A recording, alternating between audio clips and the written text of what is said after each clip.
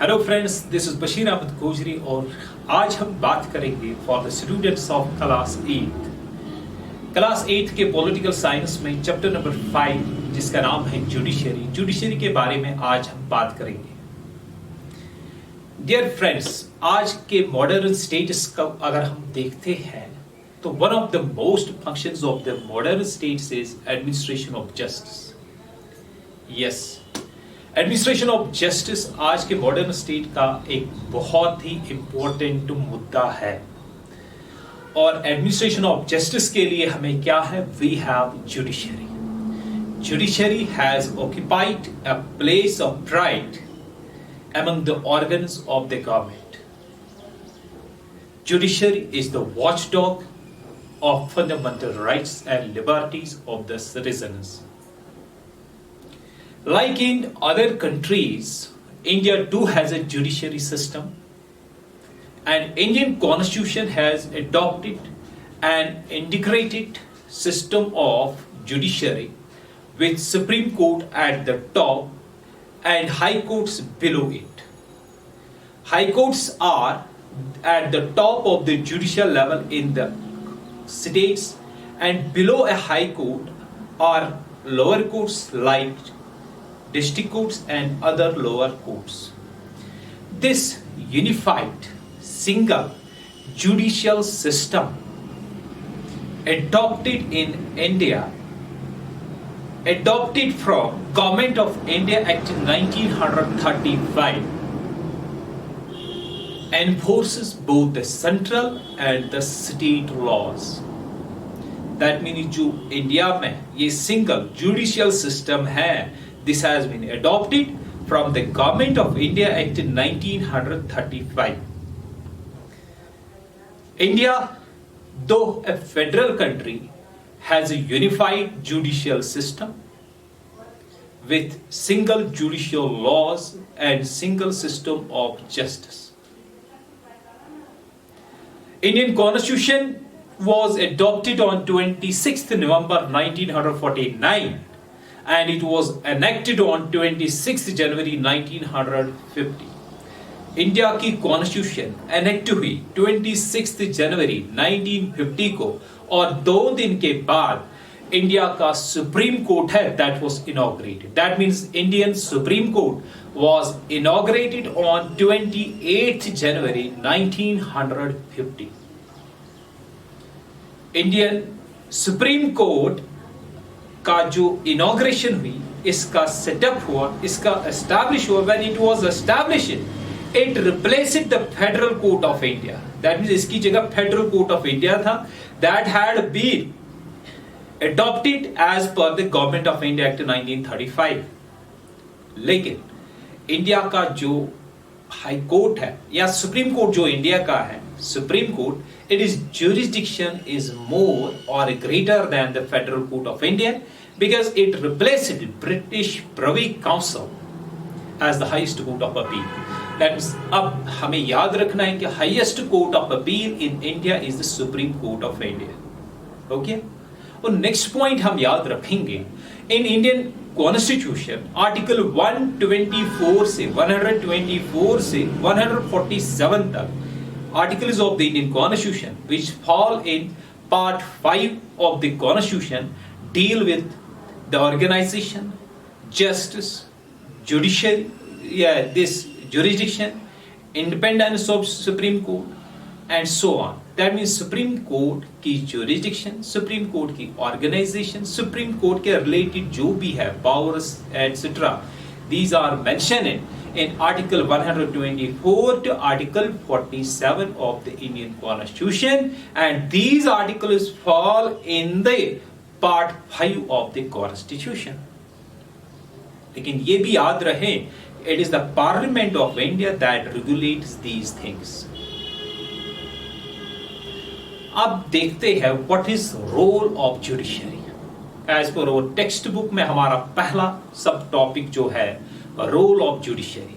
Role of judiciary में हम याद रखते हैं judiciary, ध्यान दो, 3 बातें बोलेंगे। First, it provides a mechanism for settling disputes between the individuals, between citizens and the state between two state governments or between a state and the center. That means कोई भी dispute हो between citizens, कोई भी dispute हो between citizens and the state, कोई भी dispute हो except water disputes among the states, and कोई भी dispute हो except water disputes between the state and the central government, उन disputes को solve करने का mechanism judiciary से मिलता है.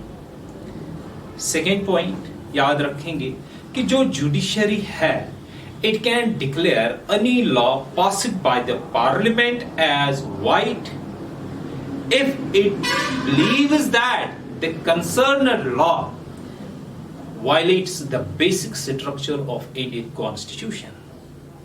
Judiciary का एक और रोल ये है कि any person can approach the Supreme Court or any state high court if he believes that his fundamental rights have been violated.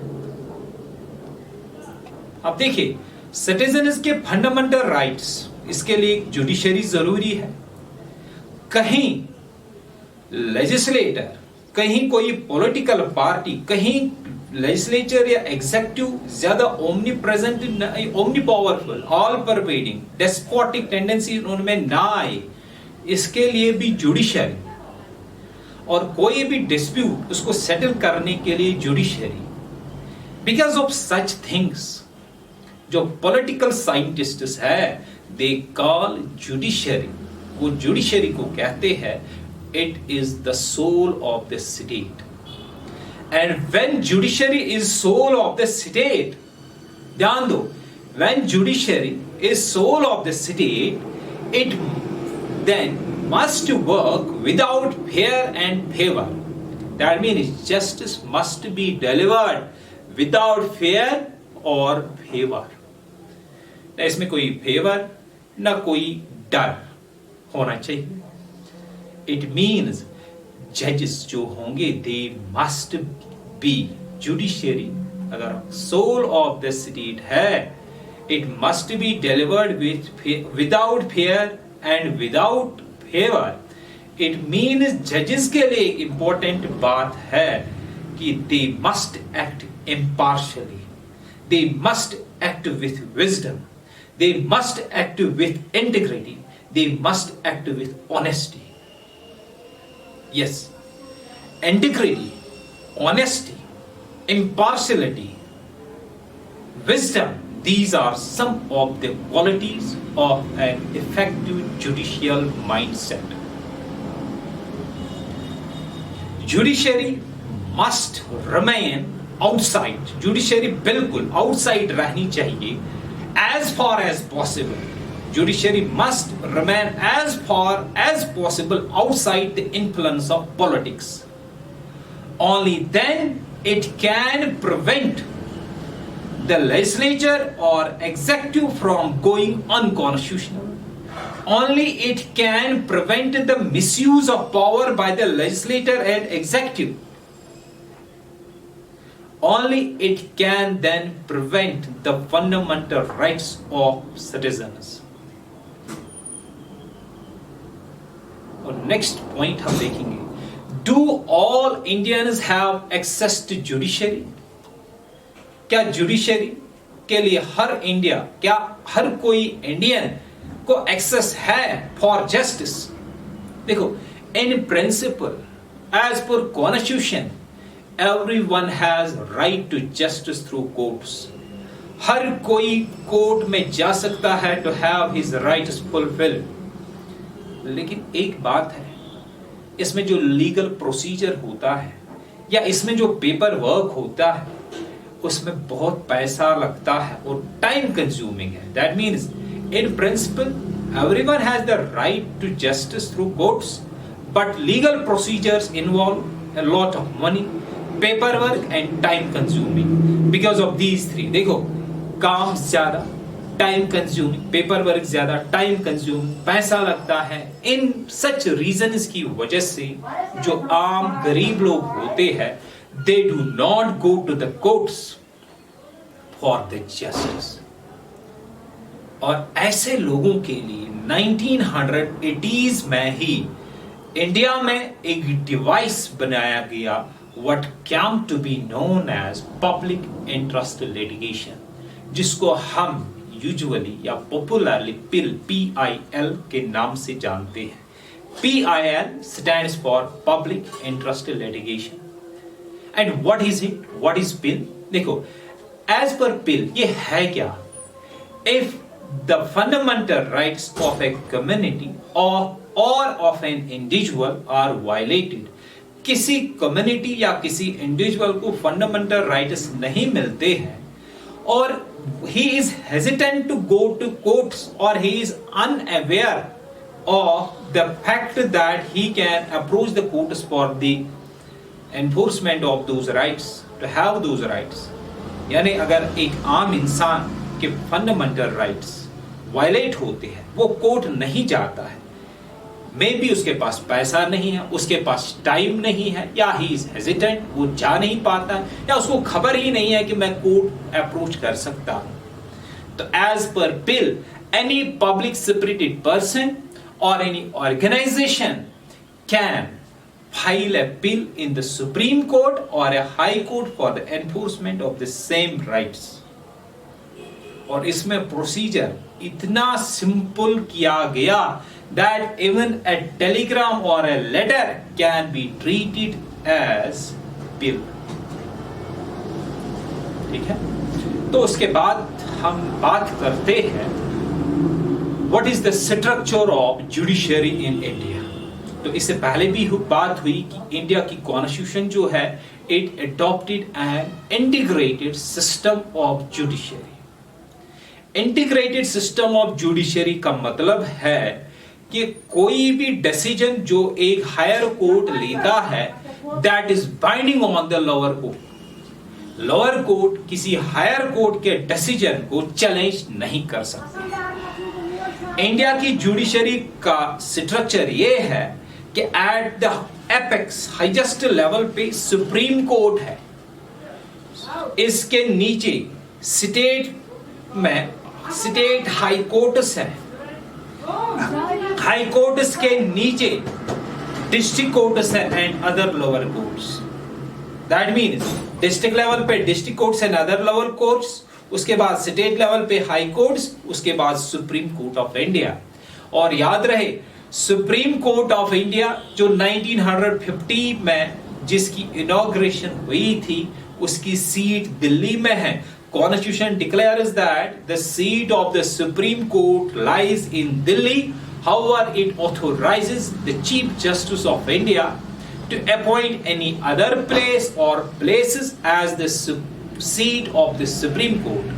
But Chief Justice can declare other place as the seat of Supreme Court only with the approval of the President। यहां एक बात याद रखनी है, this appointing any other place as the seat of Supreme Court is optional, it is not necessary।